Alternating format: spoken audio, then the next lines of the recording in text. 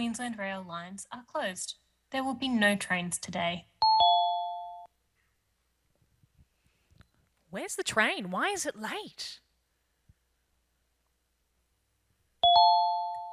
All Queensland rail lines are closed. There will be no trains today. I can't hear the public announcement. I don't know what's being said. Perhaps there's important information there that I'm missing out on. Emergency information, evacuation, information about possible floods, all of it relies on spoken English or public audio announcements, information that I can't access. This was the catalyst behind this project, to make information accessible for deaf people in Auslan. Historically, accessibility for deaf and hard of hearing people has focused on cochlear implants and hearing aids. In public places, you might see this sign which says there's a hearing induction loop. That cuts down on interference for cochlear implant and hearing aid users, but for a deaf person whose first language is a sign language, that's less useful than just having visual information. In a perfect world, all information should be available in every language, including the local sign language. But we do recognise there might be some hurdles to that. The first hurdle is that Auslan, the sign language of the Australian deaf community, is not widely known outside of the deaf community. Historically, a hearing person tended to only learn Auslan if they actually knew a deaf person, but that is changing. Auslan is currently available as a language other than English in the Australian curriculum, so we're seeing more kids learning it at school. We also saw a doubling of demand for adult Auslan classes in the first year of the COVID-19 pandemic, probably inspired by all the interpreters you were seeing on your screens. So this is our first hurdle. If you're a hearing person with a message that you need translated into Auslan, you need it translated into Auslan. This brings us to our second hurdle. Australia is currently experiencing a critical shortage of certified Auslan interpreters. Auslan interpreting is both highly skilled and highly in demand, so you'd think there would be a lot of people lining up to become Auslan interpreters. However, working in this industry is also quite precarious. Every engagement of an Auslan interpreter tends to be short-term. You'll engage an interpreter for a couple of hours, usually oneself, maybe for a couple of weeks in a row. This precarity is a barrier to recruiting more Auslan interpreters. Okay, so that's hurdle 1 and 2. The third hurdle is something very practical. You need to have screens. Being a very visible language, you need to be able to see Auslan content. And not every public place is equipped with the right kinds of screens. Now, this problem with content not being available in Auslan is not just about public announcements. With the rise of voice-activated technologies, such as the Amazon Alexa, Google Assistant, and Apple Siri, we are seeing technologies that are completely inaccessible to deaf people. And so that's why we're doing this project, to ensure that this technology can become more accessible for deaf people. We interviewed over 14 different people, deaf people, and they provided a variety of responses. The demographics of this cohort was from ages 16 to over 40, and so everybody used different types of signing styles and had different ways of working. And so when I asked them the question about if you would like a device accessible in Auslan, a resounding result from most of them was yes. It was their dream. Something that they would want is to have that same equality when it comes to accessibility and technology. You can see here from the pie graph in yellow, the response was that yes, they would like it to happen in future, but not sure that it could happen. It was important for us and for those people that I interviewed to make sure that we can be independent, that we don't have to rely on asking other people for information and to know what's happening. We want to be empowered to be able to be independent, and by having this device or information delivered in Auslan, it means that it is accessible for deaf people. We have found that when deaf people do try to use these technologies, even if they are fluent English speakers, there is a gap between what the devices are able to recognise and the way deaf people speak. In our project, the Auslan Communication Technologies Pipeline Project, we're seeking to create that Auslan in, Auslan out device in the model of one of these personal assistants. The idea is that a deaf person should be able to interact with it in the same way that a hearing person can interact with their personal assistants. So this means that they should be able to start by getting the device's attention. Paralleling the "Hey Alexa" phase of your English-speaking personal assistant, for an Auslan signing device, that probably looks like a wave and a unique name sign. The device then needs to let the user know that it's ready to receive their command. In an English-speaking device, that happens with a ding. For an Auslan signing device, it needs to have a body. We've chosen an avatar for our device's body. This is because it gives us a lot of flexibility and control. We can control what the device signs and how it signs it, and we can control the avatar's appearance. We can change things like clothing and background color, but also things like age, race, and gender, things that the end user of these devices might like to be able to customize so that the avatar feels like a better fit in their home and with their family. Okay, so you've gotten the device's attention. You then get to sign your command. Much like the English-speaking smart assistants, we want the deaf person to be able to sign naturally and comfortably. Unlike your English-speaking voice assistants, we're not using audio input. We're going to have to use video input so that we can see the person signing. It then needs to be processed using artificial intelligence. So unlike an audio assistant, we're not working on an audio stream, we're working on a video stream, which you can imagine as being split up into a number of still images. What our device needs to do is look at those still images and figure out where does one sign end and the next sign begin. That lets us split up the video. We can then take each bundle of frames to figure out what sign has been made within them. We then need to take all of the frames that we've just processed, all of the signs we've just recognized, and figure out what is the whole command that has been signed. Well, we might be able to cheat with that last part. We know some of the early English-speaking devices didn't actually understand a full sentence. They really just looked for keywords like lights and kitchen. We might be able to get away with the same thing in this first prototype. Okay, you've signed your command. The device has processed it, the AI has understood it. It then needs to act on the command, do whatever it is you've told it to do, and sign back. Either a confirmation, yes, I've done that, or some more information, giving you an update on whatever it is it's just done. In order to do that, our device has a small library of signs that we've pre-recorded using motion capture. So our avatar signs following Julie's movements. So you can see on the slide behind me, on the left, you can see that I have the full motion capture suit on. I've got my gloves on, which are quite thick. I've got the headband as well. And so this motion capture suit allows my movements to be captured and processed into the system. So what is the weather like for tomorrow? As a command, I would sign. There were quite a few challenges as part of this process. When I was fingerspelling words on my hands, because of the gloves being quite thick, it meant that my natural fluid motions that I'm very familiar with ended up being quite staccato. And so on the computer, it also meant that my hands were further apart. There was an amazing animator, designer, Maria, who ended up doing some of those edits for me on the computer to make sure that the appropriate location was used for those signs. So just to give an example, this is a sign for Y, it's a sign on your chest. And when it came up on the computer, it actually ended up being on the incorrect side of my chest.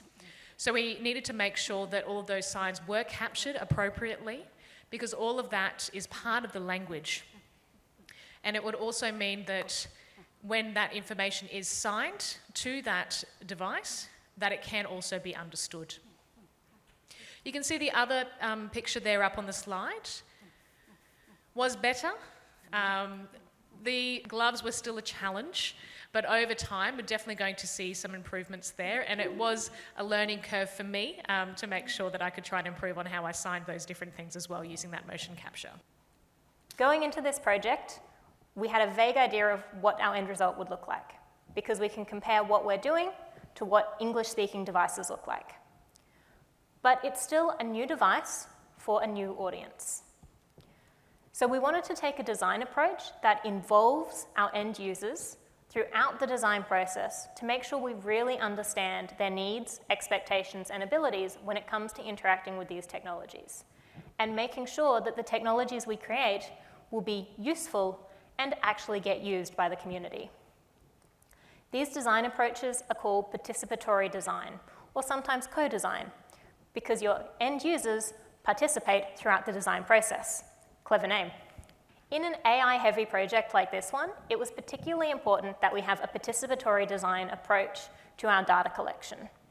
Because we need to train a machine learning Auslan recognizer, we need lots and lots and lots of videos of native Auslan signers signing the commands so that we can train our computer system to be able to recognize those signs. These videos cannot be de-identified because in Auslan, it's not just about the hands and the movement, but also facial expressions that can influence the meaning of a particular sign. From a research perspective, being able to publish AI datasets is useful because it does encourage other researchers to work on similar problems and potentially could result in having better technologies for the Australian deaf community. But not everyone in our deaf advisory panel was going to feel comfortable having completely identifiable videos of them floating around the internet.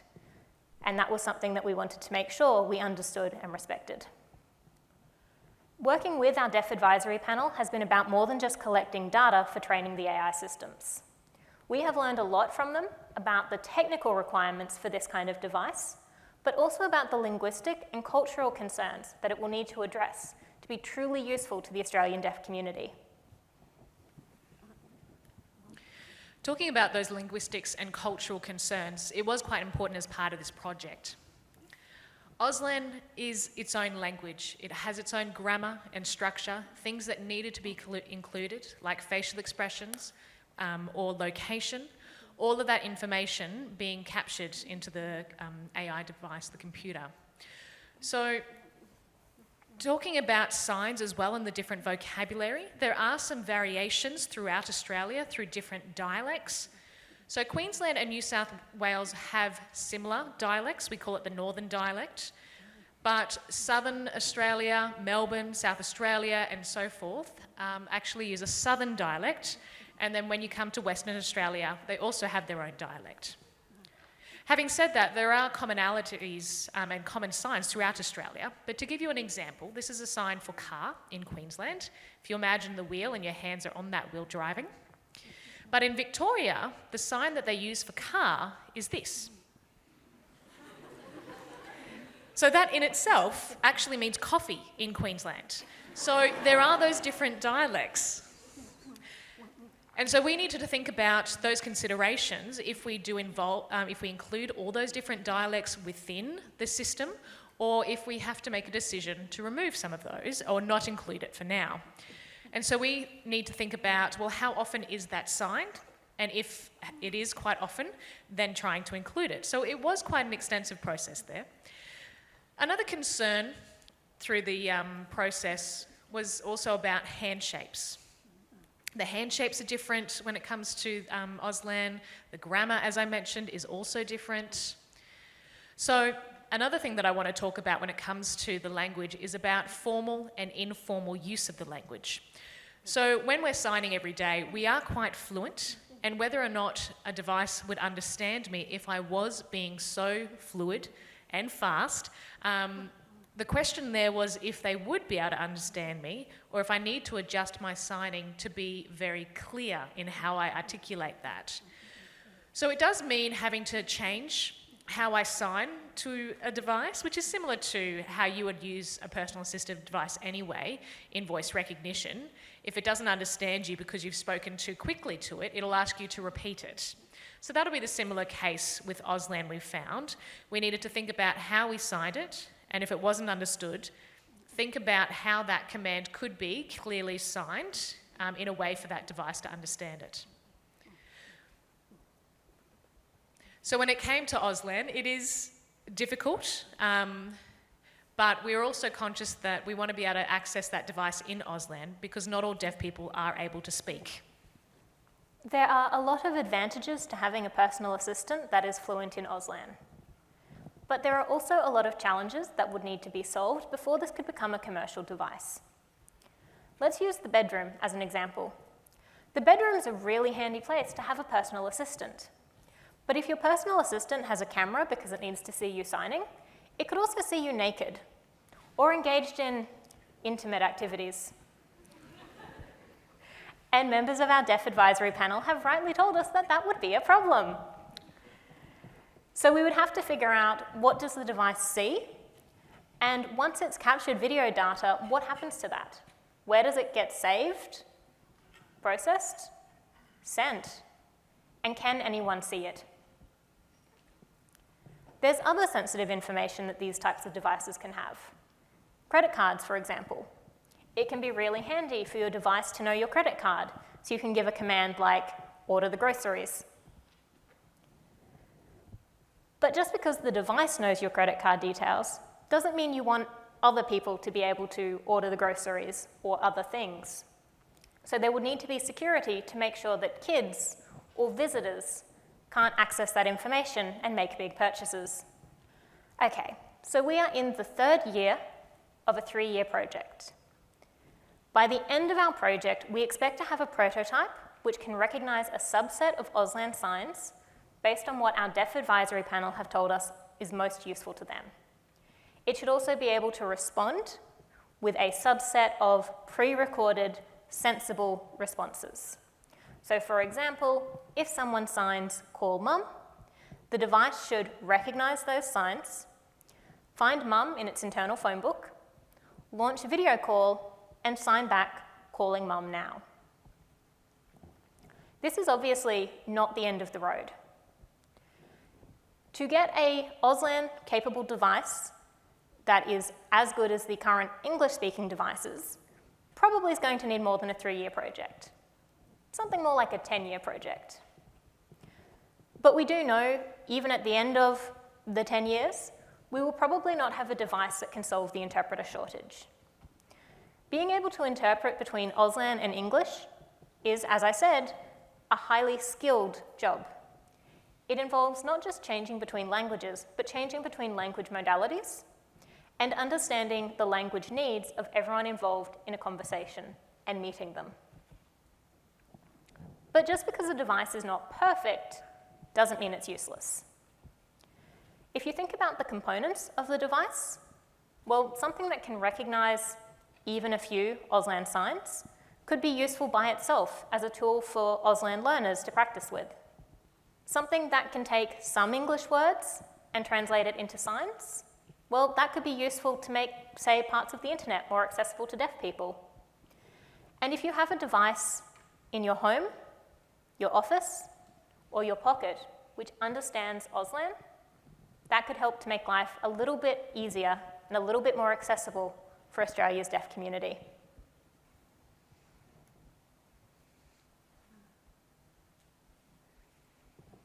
Hey, why is the train late?